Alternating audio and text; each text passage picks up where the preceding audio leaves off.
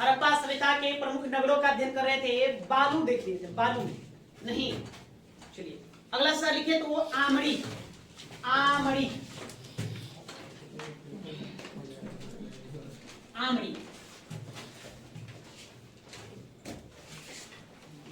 आज इसको खत्म करेंगे।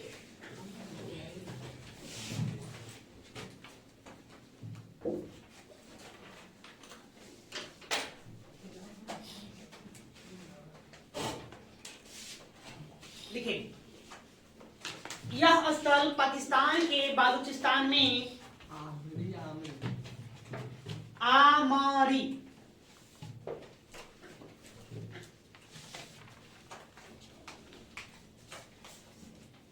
यह स्थल पाकिस्तान के बलूचिस्तान प्रांत में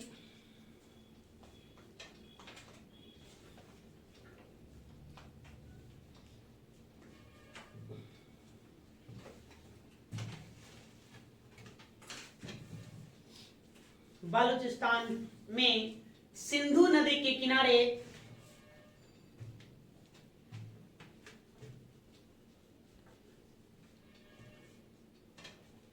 सिंधु नदी के किनारे स्थित था,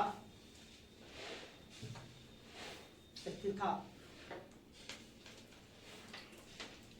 इस स्थल का उत्खनन, इस स्थल का उत्खनन 1929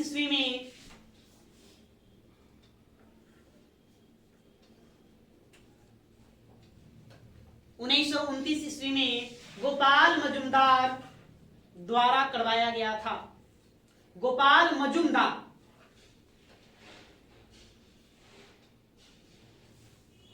मजुमदार द्वारा करवाया गया था।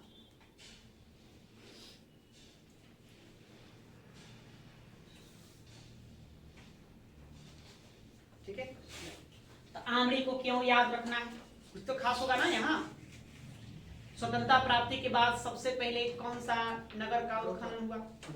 बड़े हम लोग रो पर। और सबसे ज्यादा स्थल किस राज्य से खोजे गए? गुजरात। ठीक है, तो आमड़ी का क्या महत्व है? देखिए आमड़ी क्या है।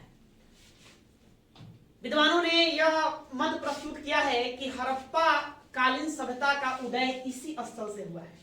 मतलब सबसे पहले हड़प्पा वासी कहाँ आकर बसे थे? आमड़ी में बसे। मतलब आमड़ी बस्ती को ही बनाया, बसाया, और वहीं से यह सभ्यता क्या हो गई? फैल गई। बस समझा? तो प्रश्न आपसे पूछा जाएगा कि सबसे पहले हड़प्पा कालीन स्थल है ना, हड़प्पा कालीन स्थल के साक्ष्य कहाँ से प्राप्त होते हैं? कहाँ से? आमड़ी से प्राप्त होते हैं। ये याद रखना।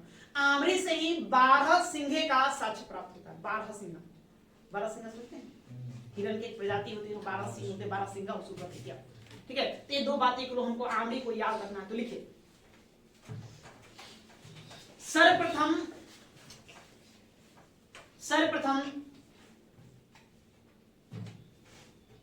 प्राक हड़प्पा कालीन साक्ष्य, प्राक हड़प्पा कालीन साक्ष्य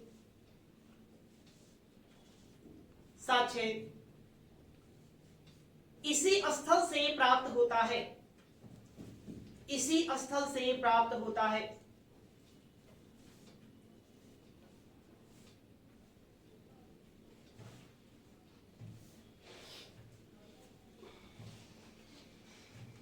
प्राप्त होता है। यहां से 12 सिंघा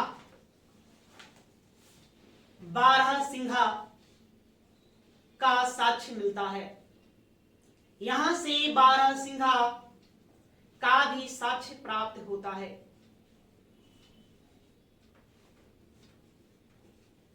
साक्ष्य प्राप्त होता है।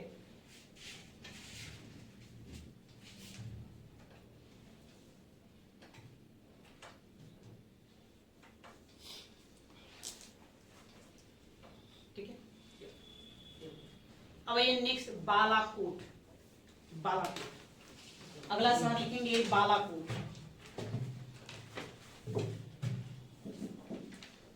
बालाकोट एक पठानकोट है। पठानकोट, मिठानकोट, बालाकोट। मिठानकोट के बारे में ज्योग्राफी में हम लोग पढ़े थे। मिठानकोट यहीं पर क्या होगा जी? सिंधु नदी में जा करके कौन सी नदी मिल जाती है? चिनाब जा करके मिल जाती है। चिनाब में अन्य नदियां मिलती है, रावी, ब्यास, सतलज सब चिनाब में मिलती है। और चिनाब इन सभी नदियों का जल ले जाकर के सिंधु में मिला देती है पाकिस्तान के मिठानकोट नामक जगह पर।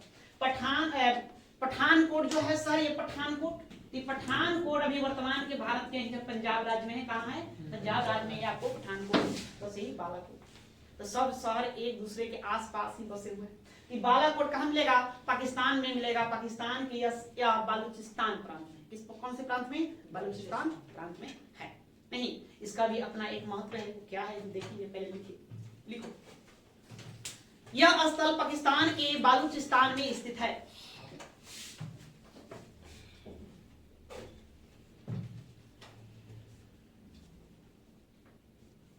यह स्थल पाकिस्तान के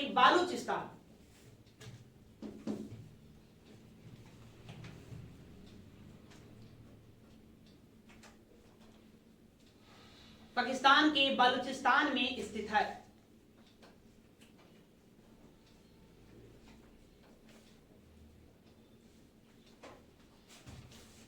इसका उत्खनन 1979-80 ईस्वी में जॉर्ज डेल्स, इसका उत्खनन 1979-80 ईस्वी में जॉर्ज डेल्स के द्वारा करवाया गया था। जॉर्ज डेल्स के द्वारा करवाया गया था।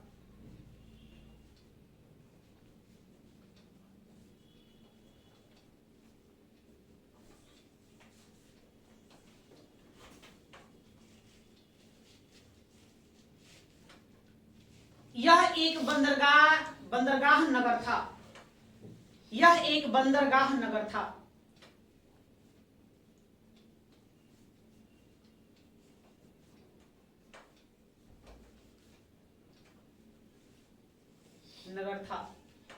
नहीं, ये क्या था? बंदरगाह। यहां से भी जहाज खुलते थे। या इसकी एक विशेषता और है कि शंख से निर्मित वस्तुएं का साक्ष्य एकमात्र हमें बालाकोट से प्राप्त होता है। शंख देखें ना, समुद्री सीप होता है शंख, तो शंख से निर्मित वस्तुएं का एकमात्र साक्ष्य कहां से प्राप्त होता है? बालाकोट से प्राप्त होता है। इसकी यही विशेषता रही है। यही प्रश्न आपको यहाँ बालाकोट से पूछने को मिलेगा। तो लिखिए, इस स्थल से शंख निर्मित वस्तुओं का साक्ष्य प्राप्त होता है। शंख निर्मित वस्तुओं का साक्ष्य प्राप्त होता है।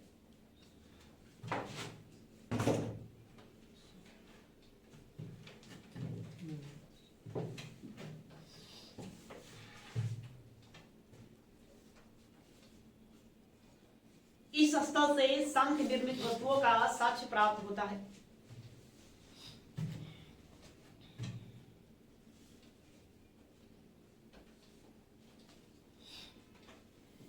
ठीक है। और भाई अगला सर है मिताथल। अरे लिखो मिताथल, ये हरियाणा में पड़ेगा।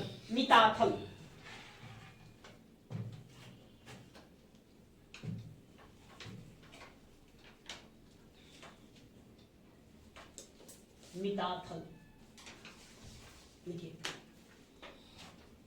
यह स्थल हरियाणा के भिवानी जिले में स्थित है। हरियाणा के भिवानी, कौन सा जिला? भिवानी जिला। यह स्थल हरियाणा के भिवानी जिले में स्थित है।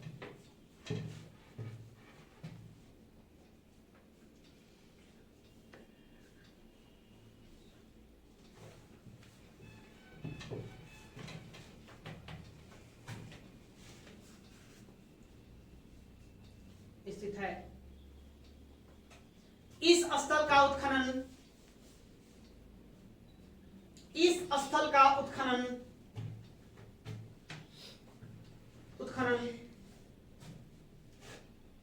1968, इस स्थल का उत्खनन 1968 ईस्वी में सूरजभान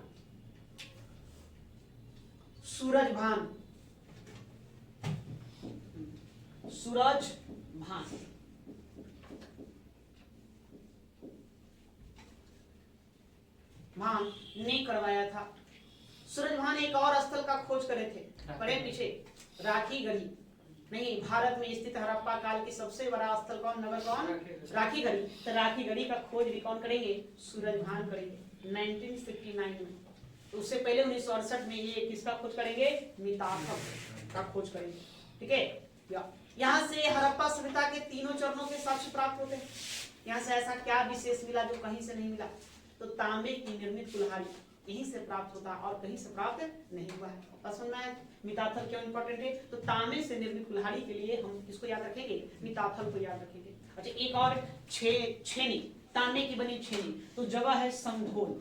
संघोल ये दोनों पूछा गया एग्जाम में, प्रश्न पूछा गया है। संघोल, संघोल से हमको क्या मिलेगा, तांबे निर्मित छेनी। छेनी जानते हैं, हथौड़ी छेनी, ठीक है। और मिताथल से क्या मिलेगा, कुल्हाड़ी से, यहाँ से कुल्हाड़ी प्राप्त हुआ। आमरी जान है सबसे पहले प्राकृतिक सभ्यता के स्थल यहीं से प्राप्त होंगे। क्या लिखे, उत्खनन करवाया था, सूरज भान ने उत्खनन करवाया, हो गया। हाँ, देखिए यहाँ से हड़प्पा सभ्यता के, यहाँ से हड़प्पा सभ्यता के तीनों चरणों के साक्ष्य प्राप्त होते हैं। यहां से हड़प्पा सभ्यता के तीनों चरणों के साक्ष्य प्राप्त होते हैं, साक्ष्य प्राप्त होते हैं।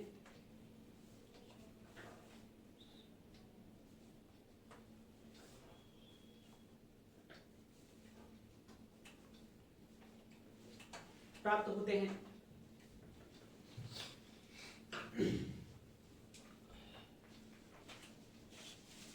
इसी स्थल से तांबे की निर्मित कुल्हाड़ी,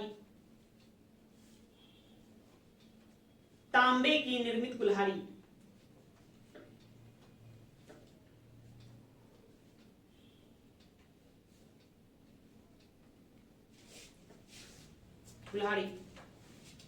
प्राप्त हुआ है, प्राप्त हुआ है। हालांकि सबसे पहले हम लोग तांबे की निर्मित कुल्हाड़ी कहां से प्राप्त करेंगे, अतिरंपक्कम से, सबसे पहले वहीं से मिला। अच्छा, लोहे का सबसे पहले प्रमाण कहां से मिलता है ना, अतरंजी खेरा से प्राप्त होता है। ठीक है, हड़प्पा सभ्यता में तांबे की कुल्हाड़ी कहां से मिलेगा, मिताथल से प्राप्त। ठीक है, ये याद, कितना याद रखना। अच्छा, वहीं पर आप नोट में लिख लो तो है ना, संघोल के बारे में देखिए, नोट डालिए।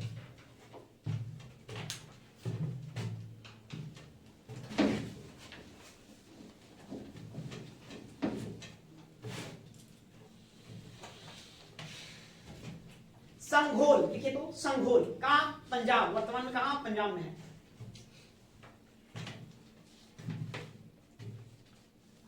पंजाब के लुधियाना में संघोल, कुछ में डाल दो पंजाब।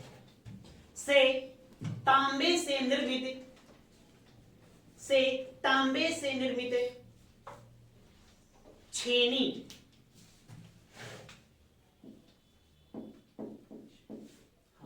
छेनी का साक्ष्य प्राप्त होता है।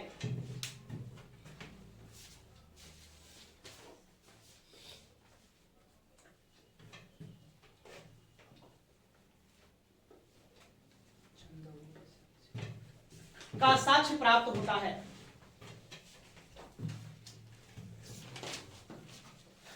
ठीक है, तो इसको बस इतना ही ध्यान में रखना है। अब अगला नगर आइए, कुणाल।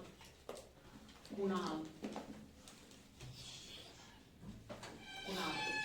कुणाल स्थल का नाम है। हम आगे पढ़ेंगे इतिहास के पन्नों में एक राजा के बारे में, कुणाल। अशोक का उत्तराधिकारी कौन, तो कुणाल। अशोक का जो उत्तराधिकारी बना था उसके पुत्र का नाम था कुणाल, जो बनेगा। हम आगे पढ़ेंगे इसके बारे में, मौर्य काल में कुणाल।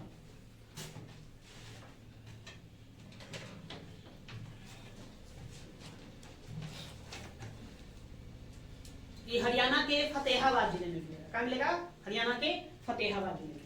ये भी बड़ा इंपॉर्टेंट है। क्यों इंपॉर्टेंट है, यहीं से हमको गढ़ता आवास का साक्ष्य प्राप्त हुआ। गढ़ता आवास का साक्ष्य हमें और कहां से मिला था, है ना, बुर्जहोम से भी प्राप्त हुआ था। और यहीं से हमें चांदी निर्मित 2 मुकुट प्राप्त हुए। चांदी की बनी हुई 2 मुकुट का साक्ष्य कहां से मिलता है, कुणाल से मिलता है।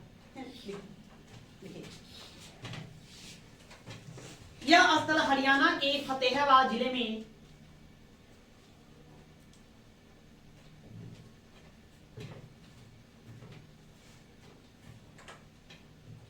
यह स्थल हरियाणा के फतेहाबाद जिले में, फतेहाबाद जिले में प्राचीन सरस्वती नदी के किनारे स्थित है। प्राचीन सरस्वती नदी के किनारे स्थित था।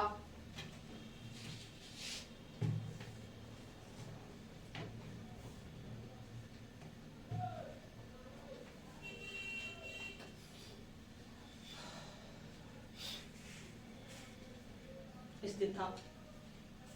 इस स्थल की खोज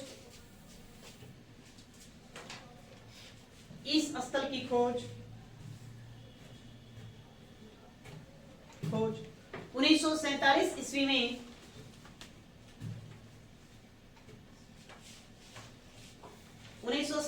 ईस्वी में जगपति जोशी जेपी जोशी और आर एस बिस्ट ने किया था।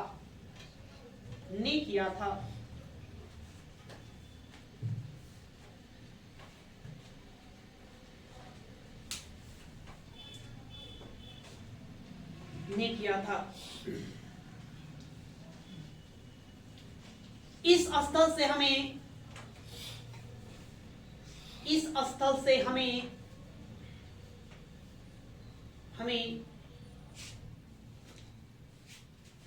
गर्तावास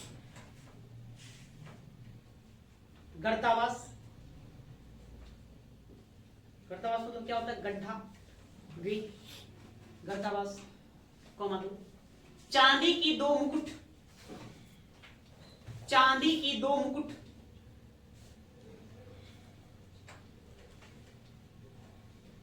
कॉमा, टेराकोटा की मुहर,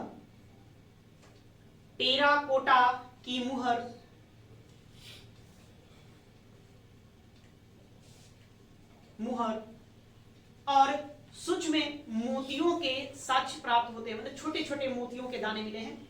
सूक्ष्म मोतियों के साक्ष्य प्राप्त होते हैं।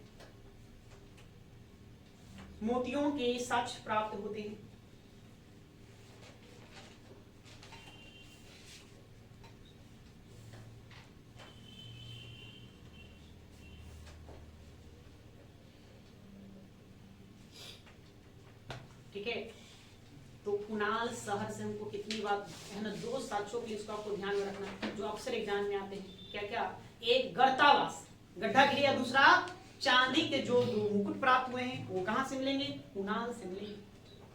नहीं, कुणाल नामक एक राजा हुआ करता है, राजा के पास ही ना मुकुट होता है जी।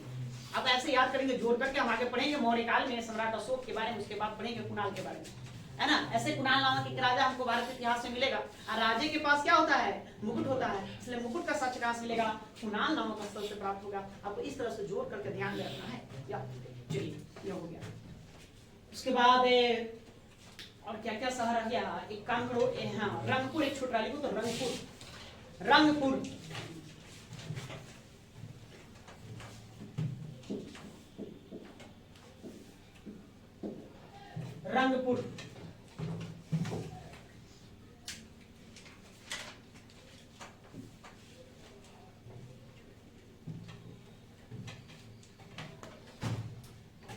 कहां मिलेगा? रंगपुर,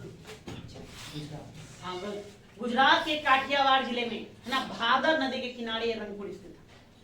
और रंगपुर बहुत ही इंपॉर्टेंट जगह है ना। एक प्रश्न आपसे पूछा जाएगा, है ना, कि हड़प्पा कालीन किस स्थल को हड़प्पा काल का औरस पुत्र कहा जाता है? हड़प्पा सभ्यता का औरस पुत्र कहा जाता है। कौन सा पुत्र? औरस पुत्र।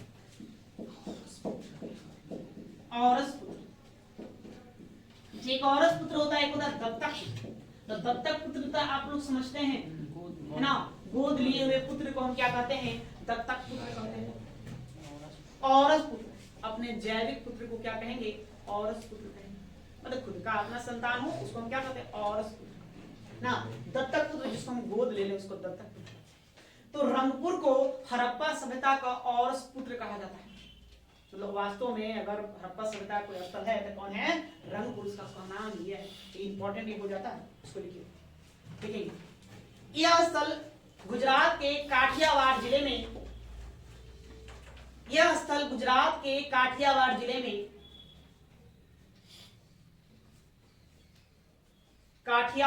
में भादर नदी, फादर नहीं लिख देना बुआ, क्या लिखेंगे भादर, भादर लिखिए, भादर नदी के किनारे स्थित था,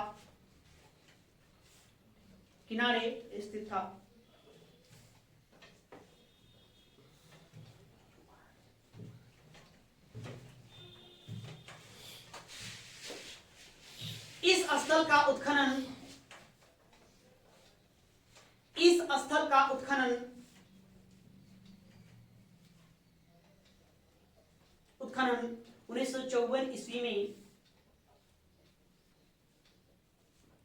1954 ईस्वी में एस आर राव द्वारा करवाया गया।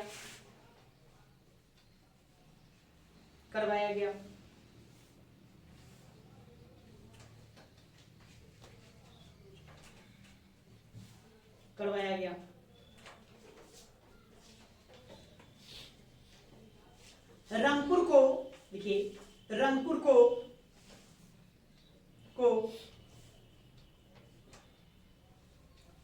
हड़प्पा सभ्यता का औरस पुत्र, रंगपुर को हड़प्पा सभ्यता का औरस पुत्र कहा जाता है।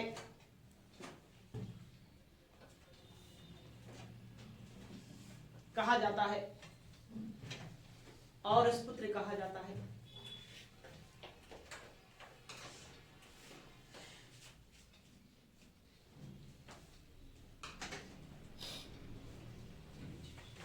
अब हम साक्ष्य के बारे में जाने क्या क्या यहाँ से प्राप्त हुआ। तो सबसे इंपॉर्टेंट प्रश्न आएगा, धान की भूसी का साक्ष्य कहाँ? रंगपुर। हमको धान के भूसी का साक्ष्य कहाँ से प्राप्त होगा? रंगपुर से प्राप्त होगा। इसी स्थल से धान की भूसी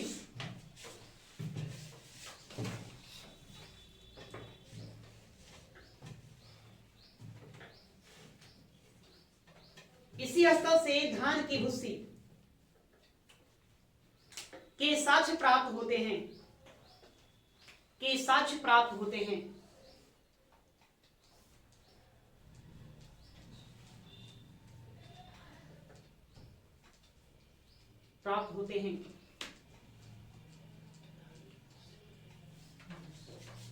यहां से कच्ची ईंटों से निर्मित दुर्गे,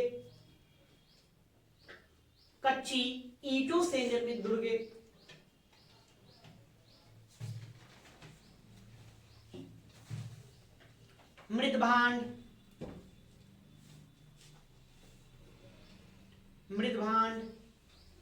बाट मतलब बटखारा, बाट। अच्छा, हमको भारी बाट कहां से प्राप्त हुआ है? हाँ, सबसे भारी बाट पूछे तो लोथल। ऐसे और में बाट, अब तराजू भी कहां? लोथल। ऐसे हमको बाट भी कहां से मिलेगा? रंगपुर से प्राप्त होगा, है ना। भारी बाट, नालियां,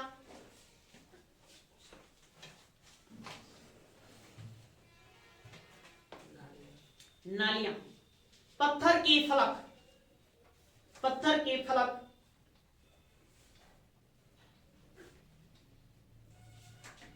आदि महत्वपूर्ण साक्ष्य प्राप्त होते हैं।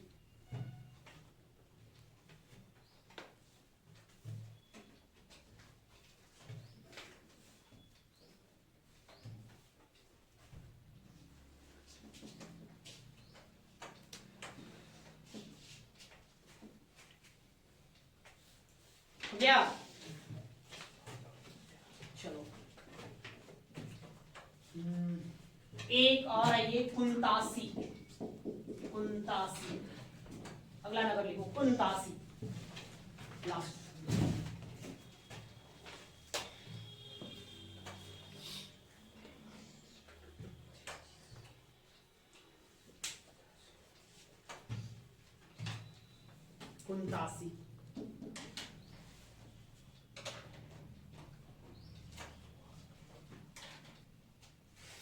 कुंतासी की क्या विशेषता?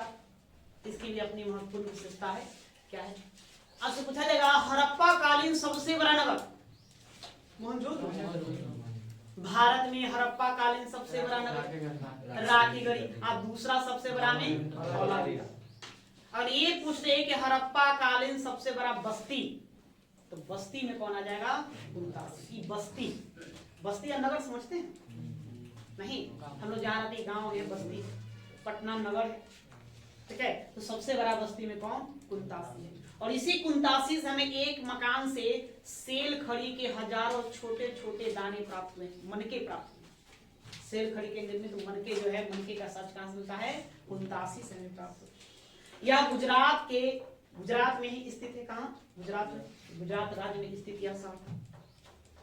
तो लिखिए इसको, बस इससे इतना ही जानना, ज्यादा नहीं। देखिए, यह स्थल गुजरात राज्य के राजकोट जिले में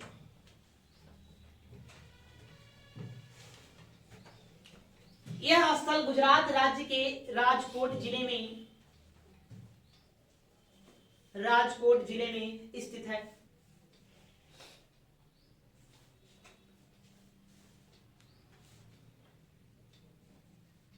राजकोट जिले में स्थित है। इसे सबसे बड़ा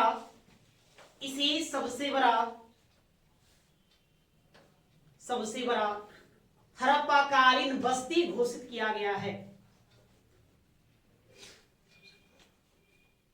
इसे सबसे बड़ा हड़प्पा कालीन बस्ती घोषित किया गया है।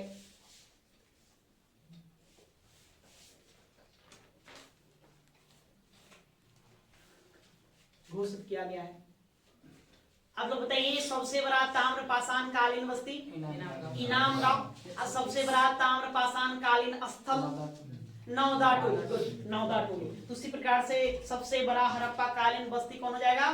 कुंतासी हो जाएगा। कुंतासी नहीं, देखिए यहां से देखेंगे, यहां से एक मकान में सेल खड़ी के हजारों मनके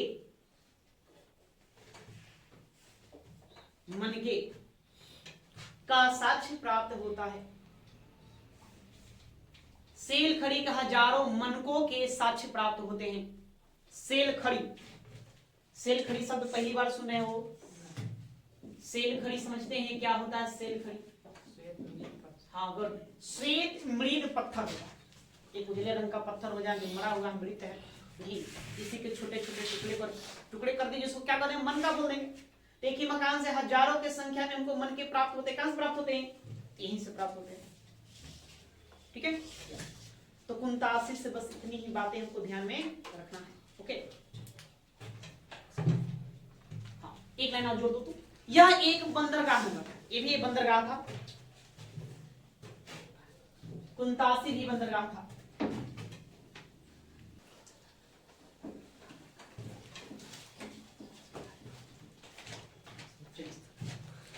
सभी महत्वपूर्ण स्थलों को हमने बारी बारी से देख लिया।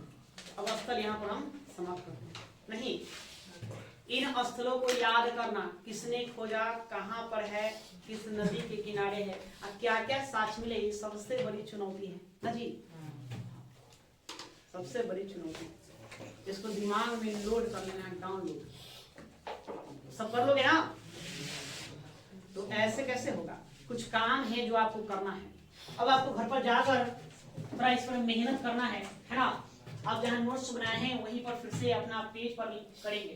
क्या करेंगे? सबसे पहले आप लिखेंगे हड़प्पा कालीन स्थल, कालीन स्थल। उसके बाद आधुनिक क्षेत्र है कहाँ? आधुनिक क्षेत्र ये पता करेंगे। उसके बाद आपको पता करना है नदी, क्या आपको पता करना है कि नदी किस नदी के किनारे स्थित है। या फिर उसके बाद खोजकर्ता या फिर कौन? उत्खननकर्ता। खोजकर्ता, उत्खननकर्ता, सच है। और कॉपी पर एडजस्ट तो होगा नहीं, अगर चार्ट का इस्तेमाल करते हैं तो आपको सच भी एडजस्ट कर लेंगे। तो कम से कम इतना एडजस्ट आपको करना है। या इसको आपको क्या करना है? एक जगह ले आना है। ठीक है। जैसे कि आप लिखेंगे हड़प्पा, हाँ पहला आपका जो शहर है आप लिखिए हड़प्पा। नहीं आधुनिक क्षेत्र कहाँ, लड़काना की मांडगोमरी जिला, मांडगोमरी, गुड। अब भूलेंगे नहीं इसको, मांडगोमरी, मांडगोमरी जिला में है। कहाँ पर ये, पाकिस्तान, पाकिस्तान के मांडगोमरी जिला में। नदी भाई यह हो गया रावी, तो रावी नदी के किनारे खोज करता था, आप जानते हैं कौन, दयाराम साहनी, राय बहादुर दयाराम साहनी, यह हो गया, ये आपका हो गया। फिर आप दूसरा शहर लेंगे, उसी प्रकार से जितने शहर है सभी शहरों को एक साथ चार्ट पर रखना है। एक जगह रखोगे तभी याद होगा, जल्दी दिमाग उसको क्या करता है, कैच करता है। साक्ष्य अगर एडजस्ट होता है तब हमें क्या दिक्कत है कहने में कि भाई साक्ष्य लिख लो,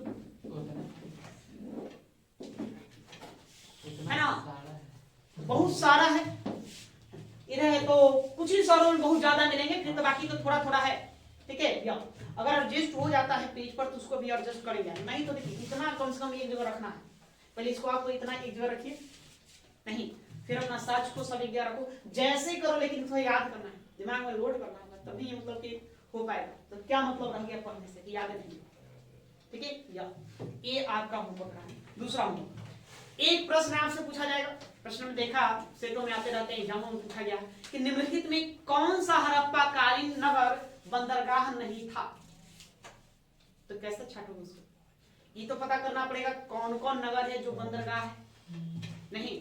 तो दूसरा काम आपको एक ही जगह लिखना है, हड़प्पा कालीन बंदरगाह नगर, क्या करना है, अब उसमें सब निकालो कौन कौन है बंदरगाह, आपको पूरा पढ़िए, सब अब लिखवाया गया है, जो बंदरगाह नगर लिखवा दिए।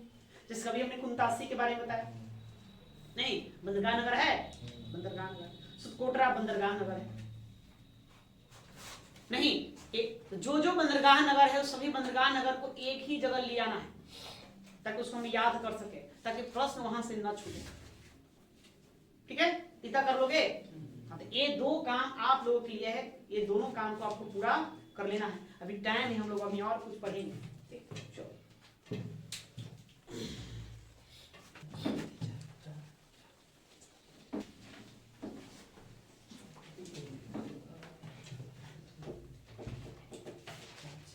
अभी 2-3 क्लास और लगेंगे इसमें, यदि कंप्लीट नहीं हुआ है, नहीं अभी सांस न लो कि हड़प्पा काल खत्म हो गया, अभी बहुत सारे तथ्यों को पढ़ना है, और वो सब छुपा हुआ प्रश्न है जहां से आपको डायरेक्ट प्रश्न दाग देगा, इतना तो हर जगह मिल जाएगा, इतना भी नहीं मिलेगा, नहीं, ठीक है। देखिए अभी हम लोग बहुत सारी बातें पढ़ेंगे, अभी क्या करना है, हमको करना है नगर योजना पढ़ना है, हड़प्पा काल की नगर योजना पढ़ना है, इसका अध्ययन करेंगे, ठीक है। उसके बाद हमें सड़क प्रबंधन, सड़क प्रबंधन इसका अध्ययन करेंगे ना, जल प्रबंधन या जल निकासी प्रणाली या जल निकासी योजना, ठीक है, ये हमको देखना है। इसके अलावा फिर हम लोग देखेंगे स्थापत्य कला, स्थापत्य कला है ना, कला देखेंगे, कला उसके कलाओं को पढ़ेंगे, उसमें हम स्थापत्य कला पढ़ेंगे, कैसे भवनों का निर्माण हम लोग करेंगे, कुछ विशेष वस्तुएं जिसको बना रखे थे उसका हम लोग अध्ययन करेंगे, ठीक। इसके बाद फिर हम लोग क्या पढ़ेंगे, समाज, कि हड़प्पा काल का समाज कैसा था, है ना। उसके बाद हम लोग पढ़ेंगे धर्म, धार्मिक व्यवस्था, हड़प्पा काल में धार्मिक स्थिति कैसी थी, सामाजिक व्यवस्था कैसी थी, धार्मिक व्यवस्था कैसी थी, है ना। हम लोग पढ़ेंगे राजनीतिक व्यवस्था, राजनीतिक व्यवस्था, शासन प्रशासन कैसे चलता था उसको हमको अध्ययन करना है ना। हम पढ़ेंगे आर्थिक व्यवस्था, इसी आर्थिक व्यवस्था के अंतर्गत हम लोग देखेंगे कृषि के बारे में, हम लोग देखेंगे व्यापार है ना, या अन्य वस्तु अन्य कलाकृतियां जिसको लोग निर्माण करते नहीं, उसका हम अध्ययन करेंगे, कृषि व्यापार वगैरह इन सबको देखेंगे। हम इसका लिपि पढ़ेंगे, हम पढ़ेंगे मुद्रा, क्या पढ़ेंगे, मुद्रा, क्या मुद्रा था इसका, है ना। मुहरों के बारे में जानेंगे, मुहरों इसके बारे में जानेंगे।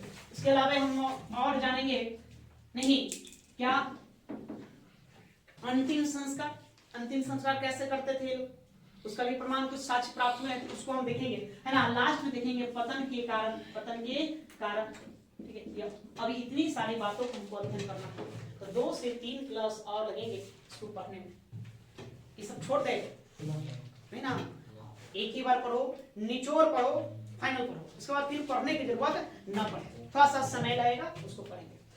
तो चलिए हम लोग आइए, पहले हेडिंग दीजिए।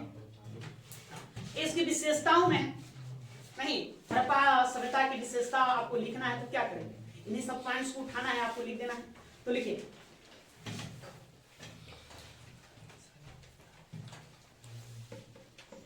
हेडिंग नाउ हड़प्पा सभ्यता की प्रमुख विशेषता। हड़प्पा सभ्यता की प्रमुख विशेषताएं।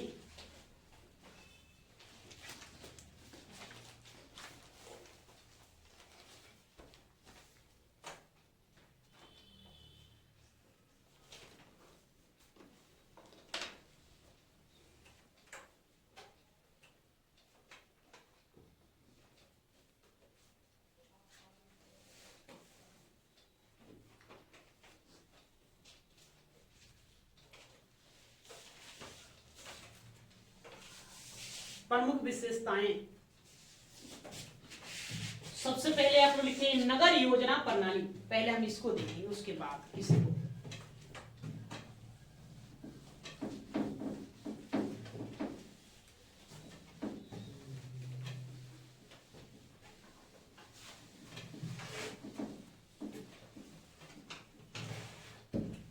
नगर योजना प्रणाली। देखिए, प्राचीन काल में सिंधु घाटी सभ्यता जो थी, मतलब जहां हमें सिंधु घाटी सभ्यता प्राप्त हुई जिस काल में, उस काल के समकालीन सभ्यताओं को देखा जाए या अन्य सभ्यताओं को देखा जाए, तो उसमें सिंधु घाटी सभ्यता की अपनी महत्वपूर्ण विशेषता उसकी नगर योजना प्रणाली का। इसकी नगर योजना प्रणाली इतनी सुदृढ़ थी, इतनी व्यवस्थित ढंग से बनी थी कि किसी भी सभ्यता को देखने को नहीं मिलता। सिंधु घाटी सभ्यता का नगर जो बसाया गया था वो ग्रिड पद्धति के द्वारा। कौन सा पद्धति? ग्रिड पद्धति। चेस बोर्ड आप देखे हैं, चेस बोर्ड, उसमें 64 खाने होते हैं, है ना। सब एक दूसरे को क्या करता है, समानांतर जाता है, समानांतर आता है, एक दूसरे को 90 डिग्री पर काटेगा, ऊपर नीचे हम चलेंगे। उसी चेस बोर्ड पद्धति को हम लोग क्या कर देते हैं, ग्रिड पद्धति कर देते हैं। इसके नगर ग्रिड पद्धति पर बने थे, इसके नगरों का निर्माण किया था। नगरों, अभी उत्खनन के द्वारा नगरों को देखा गया, नगरों का अध्ययन किया गया, तो नगरों में यह पाया गया कि नगर 2 भागों में बटे थे। समांतर नगर जो थे 2 भागों में बटे हुए थे, एक पूर्वी भाग, एक पश्चिमी भाग। पूर्वी भाग जो था वो बड़ा था, है ना, लेकिन निचला स्तर माना गया है। पश्चिमी भाग था, छोटा था लेकिन ऊंचा था। मतलब कि हर नगर में देखा जाए तो एक प्रशासनिक स्थल अलग था, प्रशासनिक व्यवस्था, प्रशासन, शासन प्रशासन को चलाने के लिए अलग थे। नहीं, अधिकारी पदाधिकारी अलग रहते थे, पुजारी पंडित जो थे अलग रहते थे, और ग्रामवासी है, नगरवासी अपना अलग रहता था। तो नगरवासी को रहने का निवास मूलतः पूर्वी भाग में देखने को मिला है, अब पश्चिमी भाग में प्रशासनिक इकाई देखने को मिला है। तो प्रशासनिक इकाई तो छोटा होगा, नहीं, अरे डीएम कार्यालय जिला में क्यों होगा, लेकिन जनता का मकान देखो कितने हैं, लोगों का मकान कितना है, इसलिए प्रशासनिक भाग जो होगा, इकाई होगा, कैसा होगा, छोटा रहा होगा। तो छोटा, तो छोटा हिस्सा लेकिन ऊंचा स्तर था, ऊंचा, इसमें उसको, है ना, क्या कहते हैं, उचला हिस्सा कह देते, उचला भाग कह देते हैं। बाकी जो आम लोग का रहने का निवास स्थान था वो क्या था, नीचे था, इसलिए उसको निचला स्तर कहते किया। अब क्या किया गया, जितने भी नगर मिले उसका दुर्गीकरण किया गया। क्या किया गया, दुर्गीकरण, मतलब चारों तरफ से उसको क्या कर दिया गया है ना, सुरक्षा दीवारों से घेर दिया गया है। भाई ये लोग मकान है बना हुआ, ये मकान लोगों को बना हुआ है। अब ये मकान में नगर है, इन नगरों को हम क्या करेंगे, सुरक्षा प्रदान करेंगे।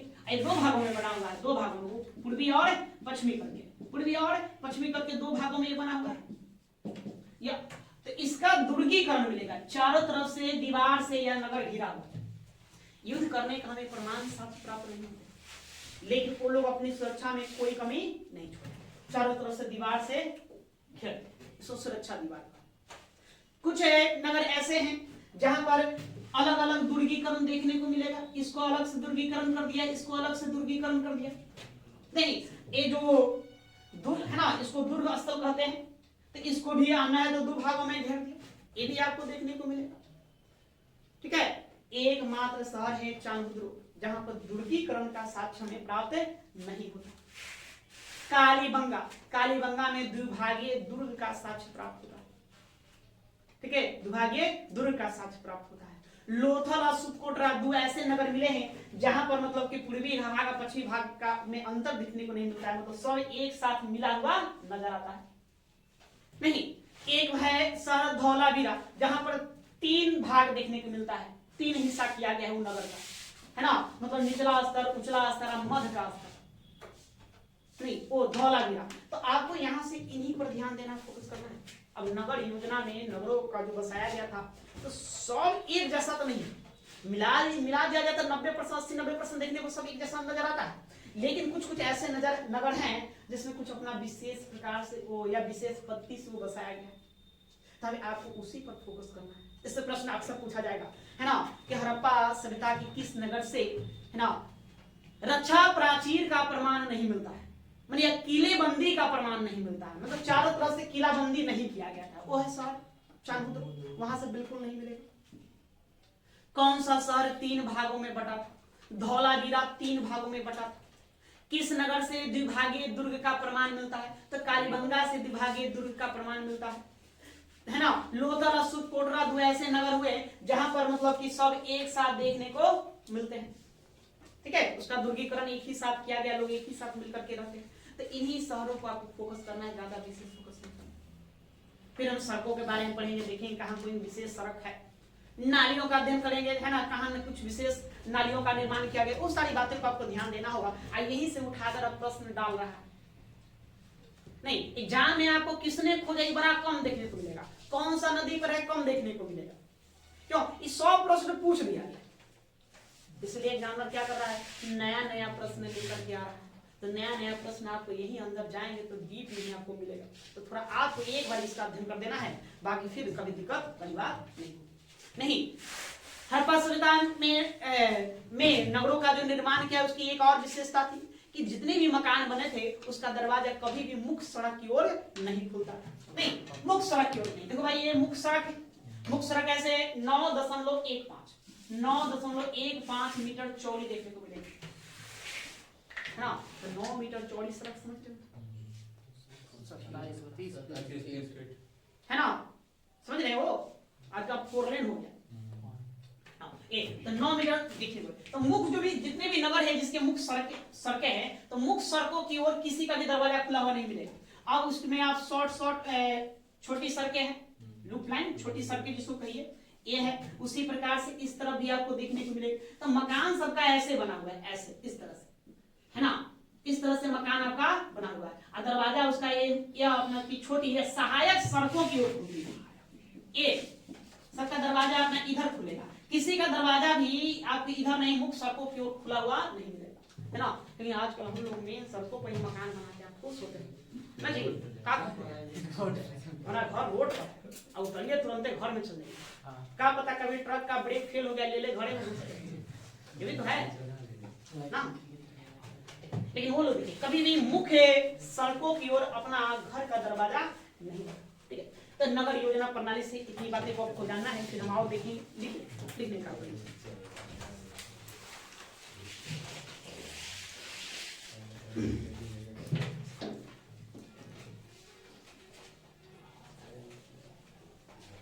देखिए हेडिंग दिए नगर योजना प्रणाली। देखो, सैंधो सभ्यता की महत्वपूर्ण सैंधो सभ्यता या हड़प्पा सभ्यता, सैंधो सभ्यता की महत्वपूर्ण विशेषता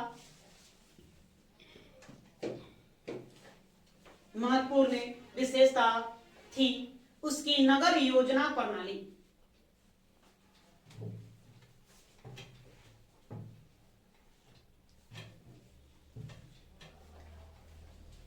सैंधो सभ्यता की महत्वपूर्ण विशेषता थी उसकी नगर योजना या नगर निर्माण प्रणाली या नगर योजना प्रणाली।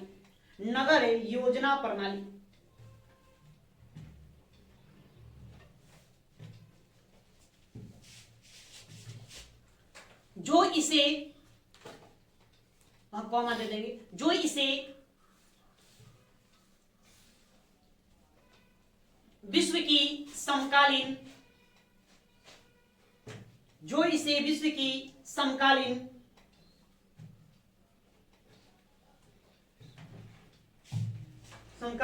सभ्यताओं में विशिष्ट स्थान दिलाता है।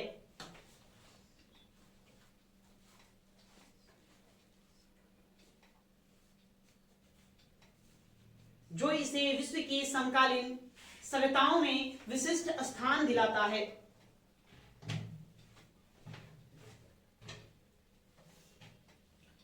इन नगरों का निर्माण विशिष्ट स्थान दिलाता है। इन नगरों का निर्माण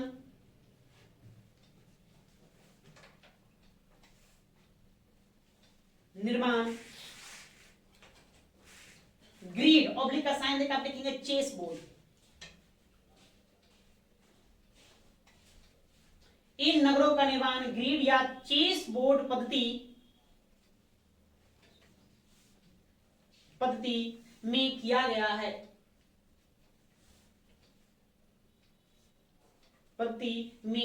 है।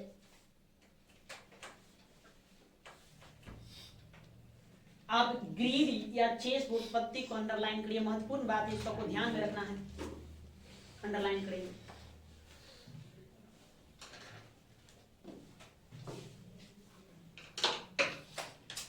नगर व्यवस्थित एवं नियोजित ढंग से निर्मित था। नगर व्यवस्थित एवं नियोजित ढंग से निर्मित था।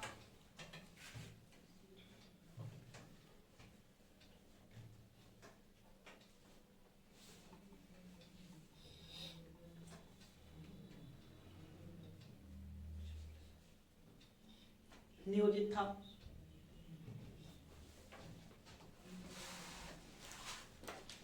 पैराग्राफ छोड़कर लिखेंगे, पैराग्राफ छोड़कर लिखेंगे। हड़प्पा सभ्यता के लगभग सभी स्थलों या नगरों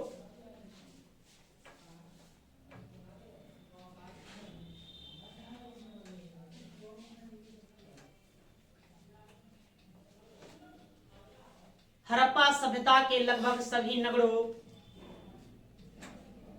नगरों में दुर्ग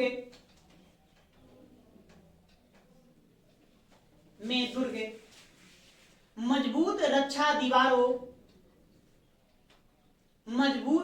दीवारों से घिरे हुए थे। मजबूत रक्षा दीवारों से घिरे हुए थे।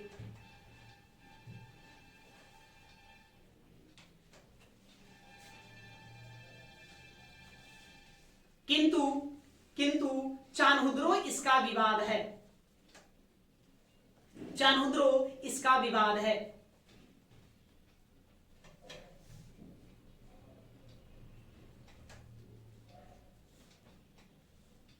इसका विवाद है। अर्थात चान्हुद्रो से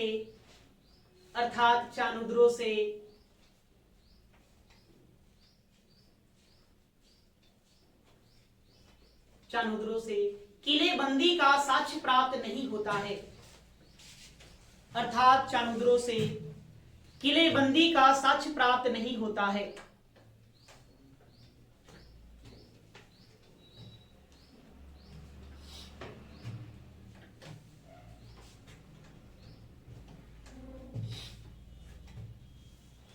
ठीक है, तो कहां से किलेबंदी का साक्ष्य नहीं मिलेगा? चान्हुद्रो। जो शहर बता रहे हैं आपको उसको ध्यान में रखना, फालतू नहीं, ज्यादा नहीं आपको ध्यान देना। अगले के कालीबंगा का दुर्ग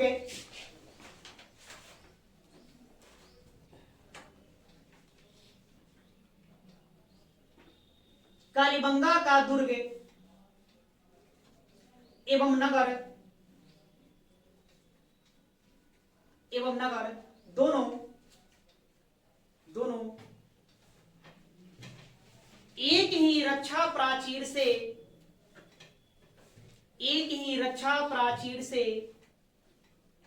घिरा हुआ था।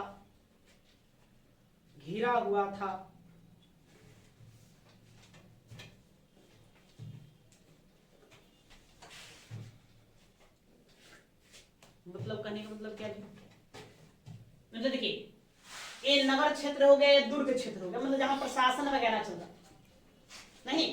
तो इसमें क्या था कि दोनों एक ही साथ है, मतलब ये आपका बाउंड्री लाइन नहीं है, ये बाउंड्री लाइन नहीं है, हाँ नहीं ये बाउंड्री लाइन है।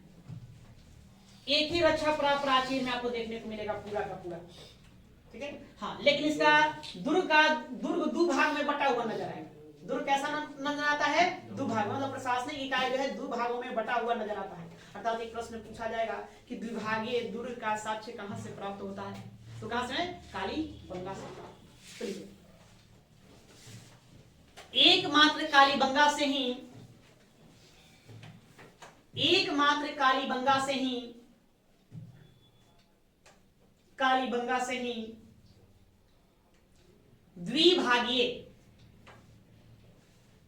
मतलब दो भागों में बटा हुआ द्विभागीय दुर्ग का साक्ष्य प्राप्त होता है।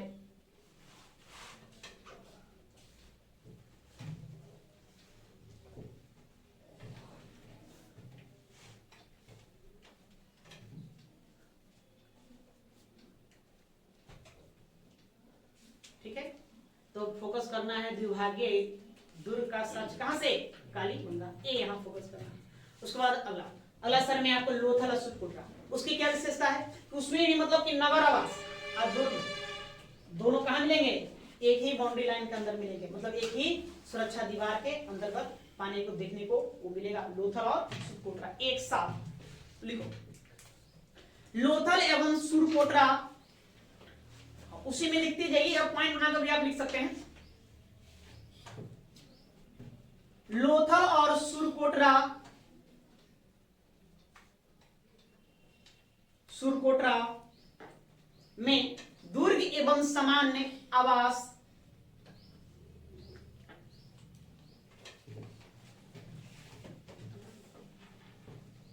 लोथल एवं सुरकोटरा में दुर्ग एवं सामान्य आवास, सामान्य आवास अलग अलग ना होकर, अलग अलग ना होकर, ना होकर एक ही रक्षा प्राचीर से घिरे थे।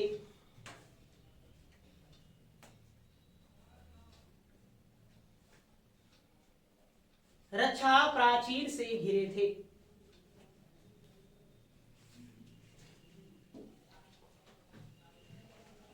ठीक है, एक हमको किसको याद रखना है? धौला वीरा। क्यों? उसमें तीन भाग देखने को मिलता है, तीन हिस्सा।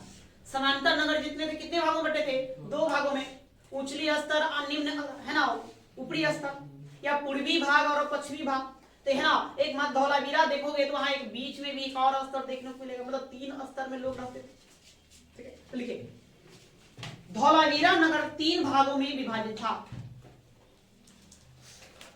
धौलावीरा नगर तीन भागों में विभाजित था।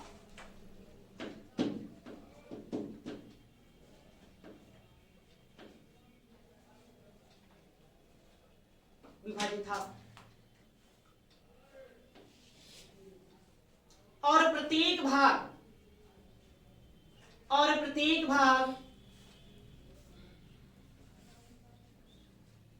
अलग अलग रक्षा प्राचीर,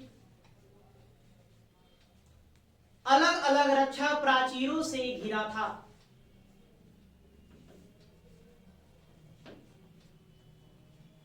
अलग अलग रक्षा प्राचीरों से घिरा था।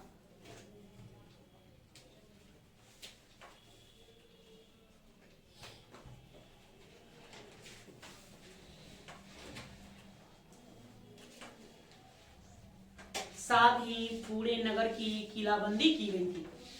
साथ ही पूरे नगर की किलाबंदी की गई थी। किलाबंदी की गई थी।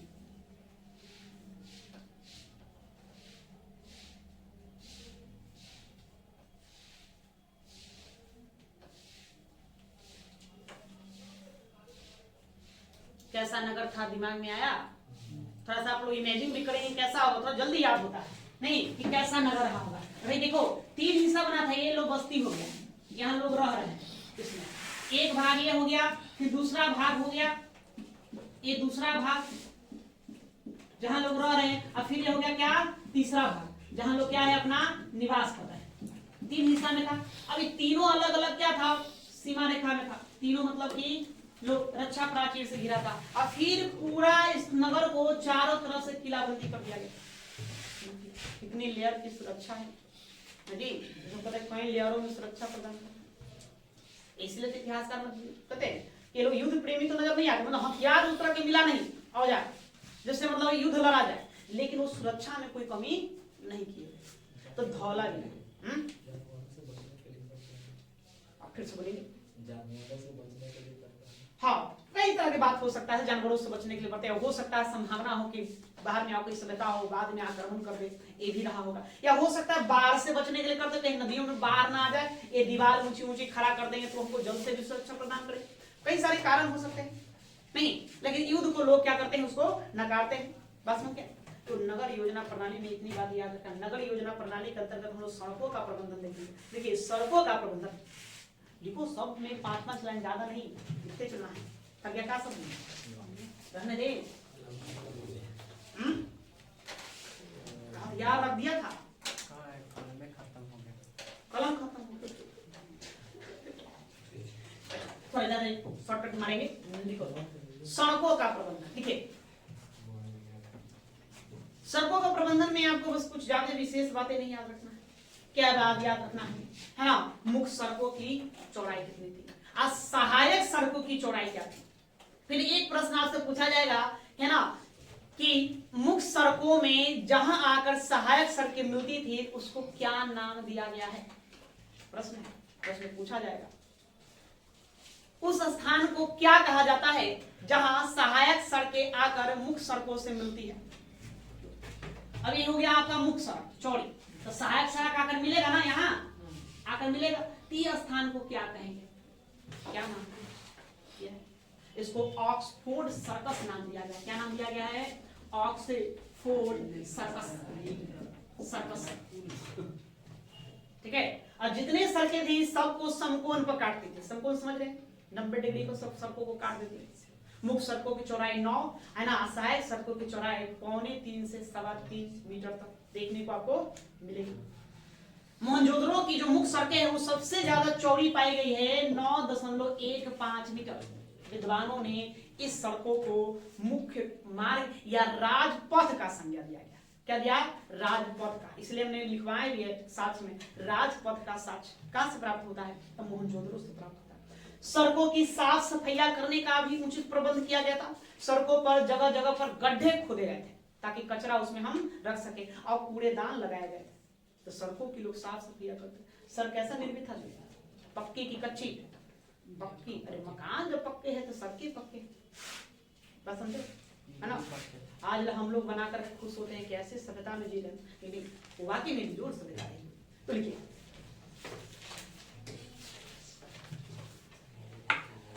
हड़प्पा सभ्यता में, हड़प्पा सभ्यता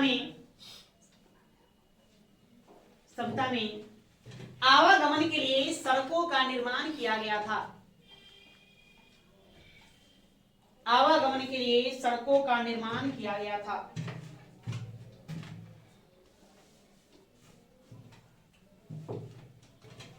निर्माण किया गया था।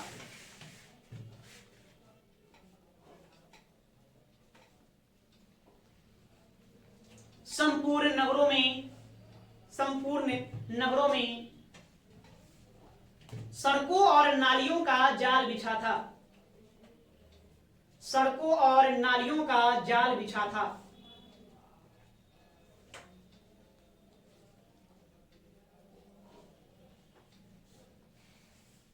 जाल बिछा था। संपूर्ण नगरों में सड़कों और नालियों का जाल बिछा था।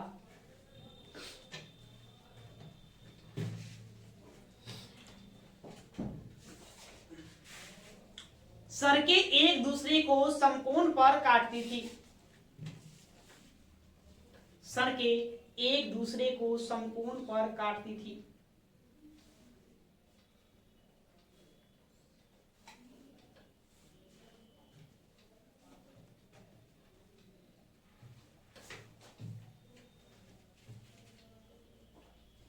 काटती थी।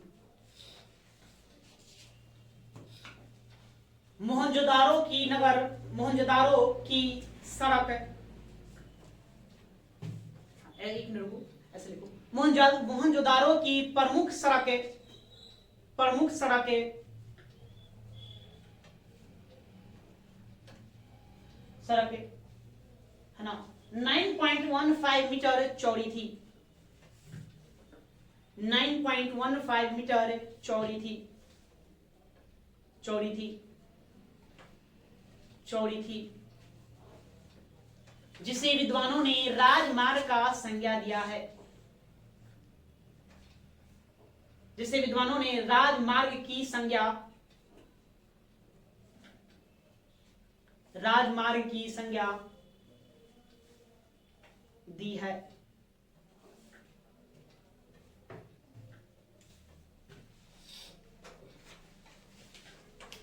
अन्य सड़क 2.75 मीटर से 3.66 मीटर, अन्य सड़क 2.75 मीटर से 3.66 मीटर चौड़ी थी।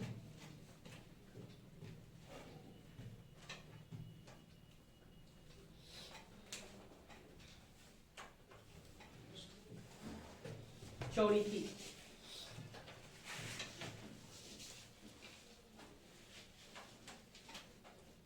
चौड़ी थी, ठीक है। अन्य सड़कों की चौड़ाई है, बगल में जो सड़क गुजर रहा है भाई उसके समतुल्य उसकी अन्य सड़कें थी, सहायक सड़कें, सहायक सड़कें थी, ठीक है। सहायक सड़कें,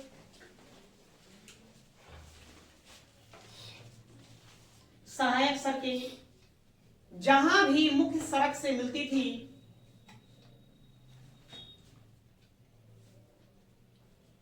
अन्य सड़कें या सहायक सड़कें जहां भी मुख्य सड़कों से मिलती थी,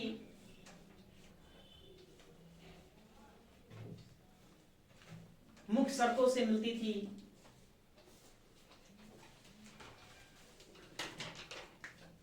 उस बिंदु को ऑक्सफोर्ड सर्कस की उस बिंदु को ऑक्सफोर्ड सर्कस का नाम दिया गया है, उस बिंदु को ऑक्सफोर्ड सर्कस, सर्कस का नाम दिया गया है।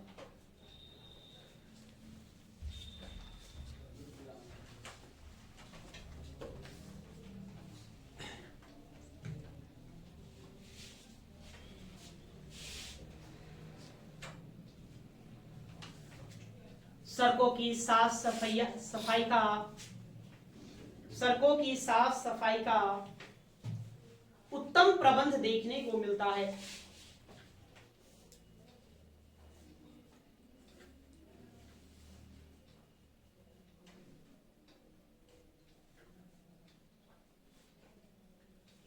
देखने को मिलता है।